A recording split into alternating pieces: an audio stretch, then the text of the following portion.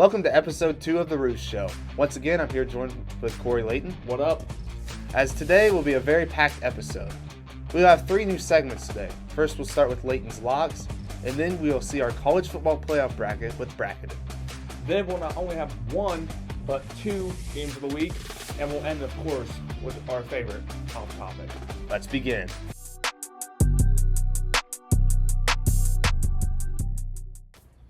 Welcome to Layton's Logs. So how this works is Corey Layton is going to tell us 3 teams he thinks are a complete lock this week. So Corey, tell us your first option. I'm going to go with the Detroit Lions at Chicago Bears. I think the Lions got it on lock. The spread is Detroit minus 6.5. I think Detroit's just going to fly into Chicago and they're going to demolish them. That's going to be a good, fun game to watch if you like the Detroit Lions. If you like the Bears, I wouldn't even turn the TV on, to be honest with you. Yeah. Who do you think is going to be probably the highest score, probably the best game for the Lions then? Who's going to have the best game? Yes. I think Jahmyr Gibbs. With David Montgomery being out, I think Jahmyr Gibbs is going to go off. So he's going to have, in my opinion, I think he's going to have a couple touchdowns, a pair at least. So. Okay. Well, what's your next game? The Eagles at Commanders. I got the Eagles on lock. Wow. Big game. Commanders have been struggling recently in the past few weeks. The Phillies won the spread minus 3.5, so I think Philly's going to get this game. I think it's a lock. And Philadelphia's got a lot to play for. They're trying to prove a point they can win, and I think they got it. Yeah. I mean, Philly's on, a 10-game win streak? So yeah. I like that. I really do like that pick. I mean, Washington's struggling, so it's a good pick. All right. Tell me a college football one for this week. I will. I got you Penn State or SMU at Penn State. I got Penn State winning that. Penn State spread minus 8.5. That game, Penn State played a tough opponent at Oregon. They held with Oregon for pretty much almost the whole game. But that in a tough environment too. So I think at home Penn State is going to kill SMU. That's a lock. Yeah, Happy Valley is definitely a tough place to play. Yes. All right. Well, thank you, Corey. Let's go to our next segment, Bracketin.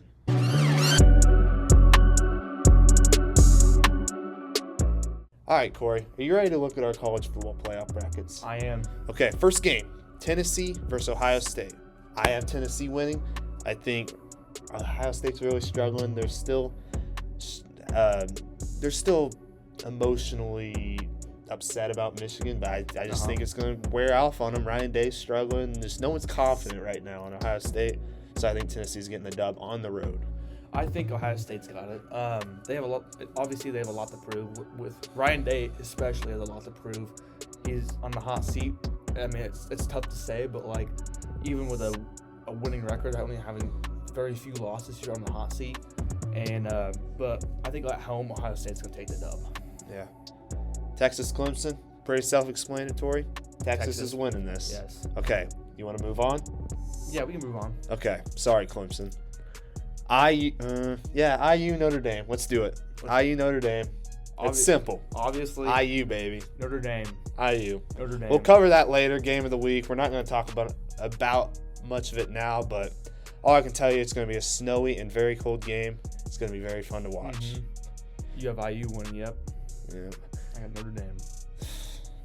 SMU, Penn State. Yep. Penn State. You covered it in Layton's Locks. I'm assuming you're going Penn State. Penn State's I'm going Penn State dub. too. I think it'll be kind of close, but not really. Okay, so round 2, we got different matchups. I have Tennessee versus Oregon. I think Oregon's going to win it. I don't think Tennessee's good enough to beat Oregon. Oregon's just looks so good right now. It's going to be tough to beat them, so I got Oregon winning. Yep, I got Oregon at Ohio State. I think Ohio State's going to take the dub. Or not Ohio State, my bad. Oregon. Okay, I was about to say that. But Oregon's a really good team. They're going to go far and really sound on all 3 sides of the ball, and Oregon's going to take the dub. Mm-hmm. So Texas versus Arizona State. Once again, pretty self-explanatory. Texas has really kind of got an easy path up to Oregon. Yeah. So, yeah, Texas beating Arizona State. I love Cam Scatabo, but I got Texas beating Arizona State. Okay. So, all right. I have Indiana, Georgia. sorry, my Hoosiers ain't gonna win that one. I'm gonna go with Georgia on that one. Georgia's just too good. IU's Cinderella run's gonna come to a close, sadly. I got Notre Dame, Georgia. I have Notre Dame beating Georgia. It all depends on how the Notre Dame IU game goes, in my opinion. If it's a blowout, I don't think Notre Dame's going to beat Georgia.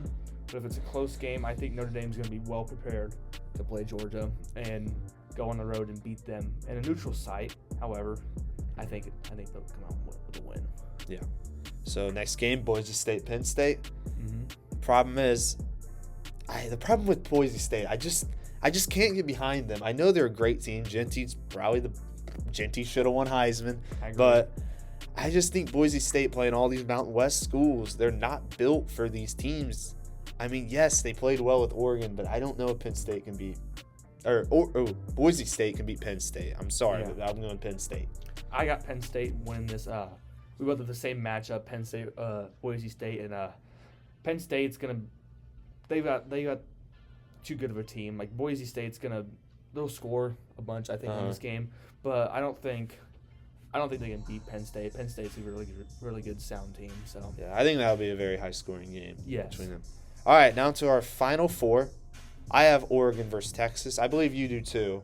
I do. Okay, so I'm going to go Texas here. Mm-hmm. I think Texas will be in my opinion, Texas best team in college football. I think even though Oregon's ranked number 1, I think Texas went through the SEC. They have one loss. It's to Georgia. No, they lost in the conference championship to Georgia. Yeah. And then who else they lose to? Who did they lose to? I don't know the team they lost to. But the other team they lost to. But I just think Texas is stacked, and Texas will get the job done.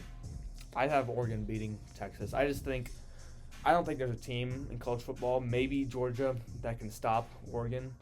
I just think Oregon's too good. They have too good of a sound offense and defensive wise. I mean, they let Penn State score a bunch, but I think they'll get things figured out and defensive wise, and I think they have no problem in the playoffs. So okay. Georgia, Penn State. I think Penn State will really put a fight to Georgia. I think like Penn State, they're a way better Penn State team than we've seen. Mm-hmm. But I'm sorry, it's James Franklin. They're not going to win it. Yep. Georgia's too good for him, honestly. I think Penn State is going to choke, and Georgia's going to beat him. Very close game, though. Close. I have Notre Dame, Penn State. I think Notre Dame, I mean, everyone thinks he thinks I'm biased. I could be. You are. I am a little biased, but I think this is the best Notre Dame team we've had in many, many, many years. And I think Notre Dame, it'd be an easier game against Penn State than it would be against Georgia. So I think if we get past Georgia, we got Penn State. And give me Notre Dame. Okay. Well, my national championship, SEC championship rematch. They've already played twice this year. Texas versus Georgia.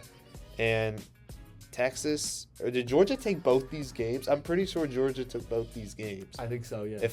I could be corrected, but Georgia's got them both. But man, I've seen this before. I think Texas, it's so hard to beat a team 3 times. Yes. Texas is going to get the job done. Texas is finally going to win the national championship after these long years of nothing. So I got Texas winning my national championship. My national championship is Oregon, Notre Dame. I have Oregon winning. There's no doubt. I think Oregon's the best team in college football playoffs and college football in general. And that team is really, really good. And I think they're just going to win. Like there's the Cinderella run of Notre Dame, and my bias is going away. So yeah. Oregon can't beat Oregon. Yeah, that'd actually be Oregon's first national championship. It would be too. That'd be very cool for them. I think they're in the championship. They're going to want it more than anybody else ever. Yeah. Any other team. Yeah. All right. Well, that was bracketing. Look forward to these games. We got one tonight, Indiana versus Notre Dame, the big matchup that we'll talk about later. And then Saturday we'll have more games. So watch those. It'll be amazing. All right. Let's go to our next segment.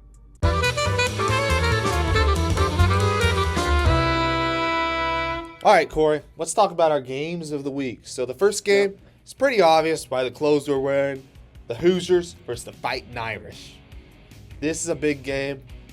Indiana, we know the story. 17th in the Big Ten.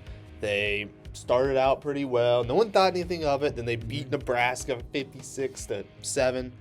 Ever since, Cignetti has just fueled that team up to its potential, and it's really shown. And it's crazy that IU's even here to begin with. Yep, and Notre Dame. It's been a heck of a year to watch, from the ups and the real downs from Northern Illinois, but it's a big one when you have Marcus Freeman's third year coming into the team, and he's got a lot to prove for being the Notre Dame Fighting Irish head coach, and this is going to be a huge game. Yes. Biggest game of the season for both teams, and I mean, IU, Ohio State is a huge game, but this is a big game too as well. Yeah. So the keys to win for both teams, I'll start with IU.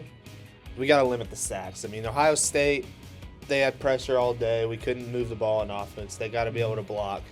They got to get sacks also on Notre Dame, because that Notre Dame offense is good when they have protection. And that O-line is solid. And they got to be able to develop a run game. With the cold, this maybe snow, they got to get Lawton and Ellison going in order to. Because they can throw the ball, but it'd be nice to be able to run the ball. So For the keys to victory for Notre Dame, it's first of all just dominate the run game. They have to, with Jeremiah Love back there, and I mean it's tough with a fresh offensive line, or like an unexperienced offensive line, but they've played well over the season and they have only gotten better, and it's been fun to watch. Like, Jeremiah Love is a top 5 running back in the country easily, and that this team is so built off the run. If the run doesn't work, this team doesn't work really. Yes. And it's tough, but it's even tougher when you have Riley Leonard back there, who's also a run threat. Yes, and huge run threat, and he's second in the team in rushing. And that says a lot when you have a really experienced quarterback, and it helps the O-line too, because and Riley Leonard trusts the O-line, so I think dominate the run game is the biggest key to win. And we got to cover IU's receivers. IU's receivers are really good. Yes, they are. And if we can cover them, we'll have a really good shot of winning this game. And with our receivers, or with our defenders, Xavier Watts, he's the best safety, or the second best safety in the league, with leading the college, not the league, but leading college football with interceptions last year, and I believe he's third this year. All-American. He's a great defensive player. If he can get himself into games and cause havoc, it's going to be a rough throwing the ball for IU. So. Yes. Well, that game is tonight, actually. I believe 8 o'clock, or is it 7:30? 8 o'clock. 8 o'clock. So I'd encourage you guys to watch it. All right, let's go to our next game. We're switching to the National Football League. This is also your favorite team. I mean, two of these games of the week are your favorite team. This is the Pittsburgh Steelers versus the Baltimore Ravens. The battle of the AFC North. Whoever wins most likely will win the North. Not saying it's a lock, but it'll be a very good game, and I'm excited because the Steelers got them last time. Yes, the last 9 matchups from the Steelers versus Ravens, the eight of them have been won by the Steelers. So it's a huge matchup. That's crazy. That's a crazy stat. I mean, especially with how Baltimore has been recently. Like that's huge. It seems like Mike Tomlin has John Harbaugh's number currently. So. Oh yeah, he does. Well, keys to win. I'll go with Baltimore. They gotta get Derrick Henry rolling. Derrick Henry hasn't done much. He didn't do crap against the New York Giants. Yeah. Like, he really hasn't been like he was at the start of the season. That's really costed him, is they have to throw the ball. They got to gather a rhythm with the team. If they can run the ball, that'll be easy, but they can maybe run a screen to Zay Flowers. They can maybe throw a deep ball to Bateman, or actually, is Bateman playing? I think Bateman's playing. I'm not sure. I feel like he got hurt. Maybe not. But Bateman and Aguilar and Mark Andrews, you got to get him involved, and Likely. And they also, lastly, they got to get pressure on Russell Wilson. Russell Wilson is so good when he has time. If they get pressure on Russell Wilson, it's going to be tough for the Steelers to generate an offense because, frankly, their offense isn't that good. I apologize. No, it's not.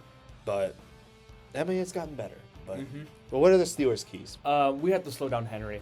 The last few games, Henry hasn't done much, and it's been a testament to the team. But we have to slow down Henry, number one thing, and we have to contain. I mean, there's you can't really contain Lamar Jackson. You can just say you're going to, but there's no way you could do that. But I think another thing we have to do, win the turnover battle. Yes, that's huge. That's huge because our defense is top 3, top 2 in the country, in the league. And we have to be able to stop the Baltimore Ravens offense from scoring, and taking a turnover is huge, especially with our offense not being as good and probably one of the worst in the league. We need to stop. We need to win the turnover battle. Yes. And execute on drives. Like there's been so many 3 and outs and one first down plays or drives where the Steelers just can't get the ball moving and they don't score until the second half, and that's not good. We have to score early and score often because this team is a really good team, a Super Bowl contending team, and we have to execute on drives, and we have to score more points. We haven't scored barely any points in the last few games, and we need to score. When we started Russell Wilson, we had to.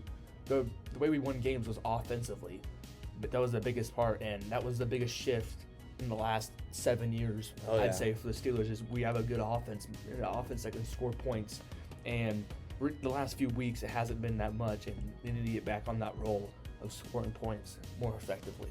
Yes. Well, that game is Saturday at 4:30 on Fox. Tune in, watch it. It's going to be a great one.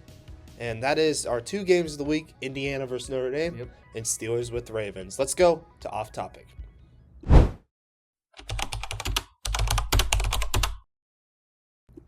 Well, Corey, it's time for everyone's favorite segment, Off Topic. Today's category is Christmas movies. Yep. So let's begin.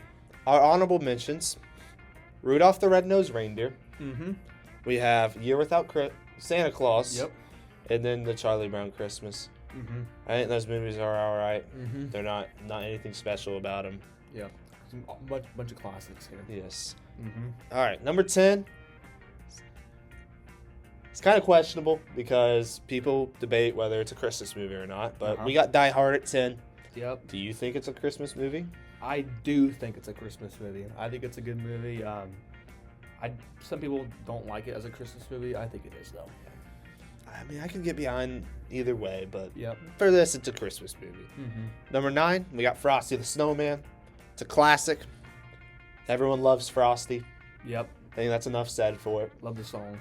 Yes, and the song is good. Number 8, we got Christmas with the Cranks. Yep. It's on your list. It's on my list. I like it. It's like a Hallmark movie, but you can watch the whole thing without falling asleep. So it's a good movie. Yeah. And then 7, we have The Grinch. I used to love that movie when I was a kid, but growing up, I kind of fell away from it because I started to find better movies. Yes. It's a great movie. It's a good movie. I love the song. Yeah. And then number 6, we have Home Alone. Home Alone 2. Yeah, it's not Home Alone 1. Home Alone 1 is too good for 6, but Home Alone 2 is also a very good movie. It takes place in New York. It's got Donald Trump in it. Yep. And, I mean, that's not... whatever. It piggybacks off the first one very well. Yes, it does. It does. And then now to our top 5. At number 5, we have Christmas Chronicles. Yes. Could be a hot take. I mean, no one really thinks of this as a top 5 Christmas movie, but we both like it. I mean, it's a good one. Yes, I mean, I love this story. Action-packed. I love it. Yeah. All right. Number 4, we're now to the iconic ones. Yes. Number 4 is Polar Express. Polar Express, for sure. Fantastic movie. Yes. It's a great one to watch Christmas Eve, I'd say. Get you kicked right into Christmas morning. Yes. But it's a great movie. And then number 3, we have Home Alone. Home Alone. Home Alone is at number 3. I think these top 3, or the top 2 and 3, I think are interchangeable. Yes, I agree. Those are 2 really, really good movies that are like you can't get any higher than them right now. So I think these are 2 really good movies. But Home Alone is really, really good. Yes. Number 2 is Elf. Elf. Will Ferrell. It's a great movie. Funny movie. It's probably. I mean, is it the most popular Christmas movie you'd say? Probably. Yes. Yeah, it's so good, man. I mean, I watch it and laugh very hard. Not as much as this first one, but it's a great movie. I love it. Everyone loves it, I think. So let's go to number 1. Yes. Number 1, the best Christmas movie is Christmas Vacation. For sure, no doubt. No doubt about it. This is the greatest movie ever. You laugh so hard watching it. I can't stop laughing. I've watched it over 100 times in my life, and it is. I just laugh never every gets old. time. I laugh every time. I bet you I can quote the entire movie. Yeah, It's so good. It's kind of funny. Like, you find a funny part. And I feel like every time I watch it, I find a different part that I laugh at every time. Yes. Like, where did this come from? I've never Yes. seen this before. But honestly, I put Christmas Vacation in my top 5 regular movies. I would too. It's so funny. It Like, is I look hilarious. forward to Christmas every year just because of Christmas Vacation. Yes. All right. Well, that's the end of episode 2. Thanks for watching. Thanks for watching. See ya.